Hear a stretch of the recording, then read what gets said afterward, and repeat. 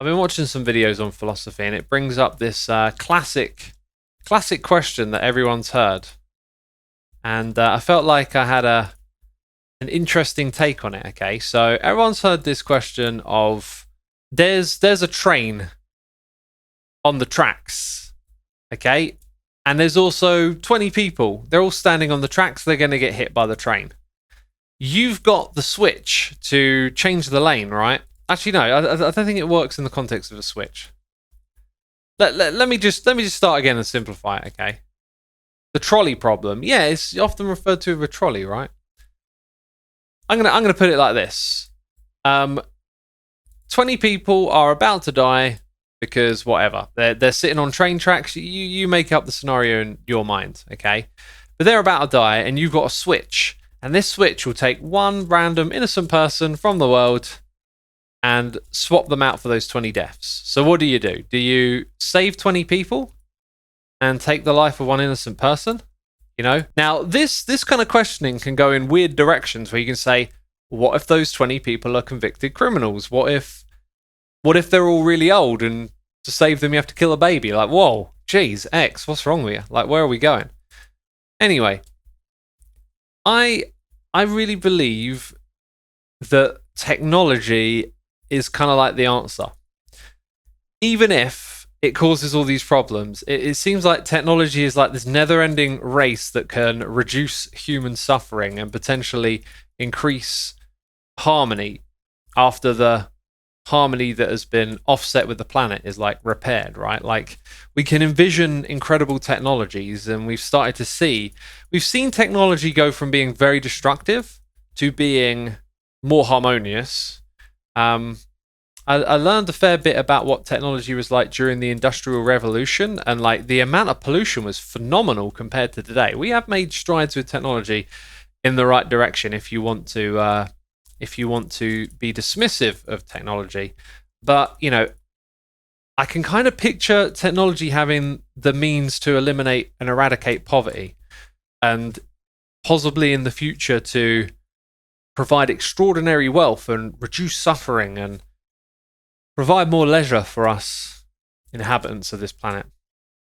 So when we ask the question of like being put in that situation where like what's the moral thing to do, it's also like a slice in time.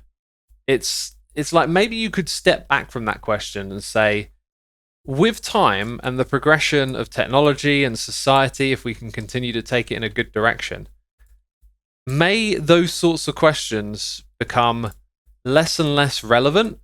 Maybe we have the technology that means you don't have to answer that question. Maybe technology can remove people from the tracks. Like things get safer, right? Like over time, we make our technology safer. It's not a straight line. There's ups and downs. There's bumps in the valley of progression.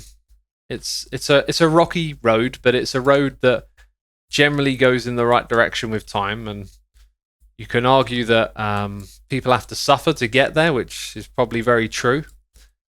But if you see my point, it's like the further into the future you imagine technology benefiting us, the less and less we would be confronted by moral dilemmas.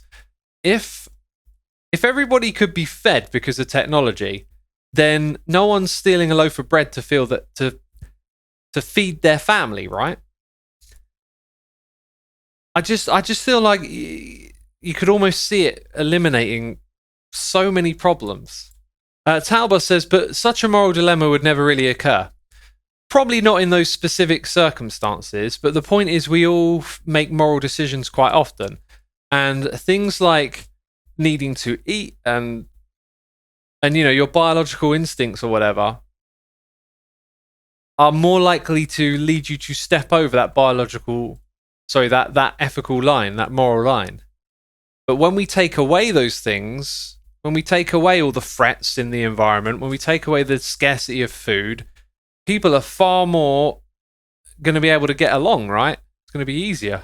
Jay Lang says, technology helps eliminate reasons for people to be immoral, essentially. Possibly, partially that, but like society is safer. Cities can be safer.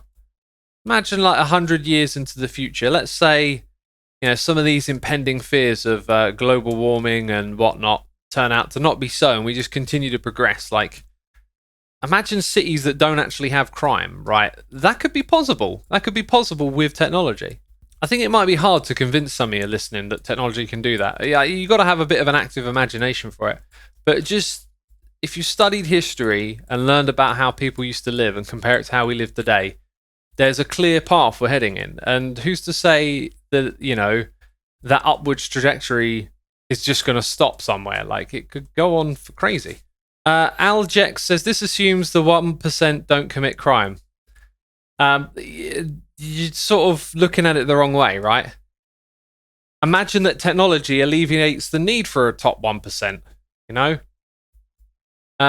Ravinia says, I'm sorry, X, utopia will never exist. Humans are selfish. Well, we're selfish. Our selfishness can be good as well, right? It can motivate us to do things that are beneficial for ourselves and for other people as well. Like, I can understand if you want to be dismissive of utopia, but the point I was making is that these moral questions, if you put them in different contexts of time, they become different. If you put them in times when food is scarce and whatnot, I don't know, stealing for food seems more understandable than if I were to steal for food today. That would be in like, there's just no excuse for it. I can afford it. So why would I be stealing it, right? Like, the action is different based on the environment. So I guess the way I was thinking about it was, if you imagine that we're going to continue to progress with technology and society continues to go in good directions, which I believe it has been doing. I believe that there's been an incredible amount of suffering and struggle along the way, but I believe that through the lens of history, we have gone from strength to strength in a weird way. More like a reduction of injustice and suffering slowly over time. But in general, it's a rocky road there. Things seem to be going in the right direction. And because of that, it just kind of makes me think about these moral questions in a similar way. Technology changes the moral environment from which one acts, says Curdled Frog. Yeah, that's it. It changes the environment. Like, if we let's say we get some incredible new technology for the production of food, we can almost make food out of thin air. You need a tiny amount of energy and you can provide good quality sustenance food, like a food replicator like they have on Star Trek or something. I mean, imagine how world changing that would be for places where people are starving, and what that would do for crime. A lot of crime comes from necessity. And another thing as well about, like, if people want to point to like moral traits or mental illness as a form of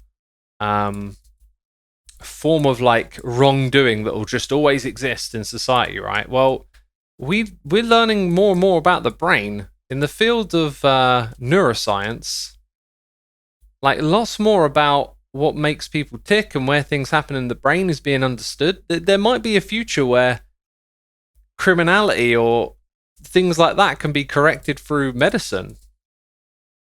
It's entirely possible.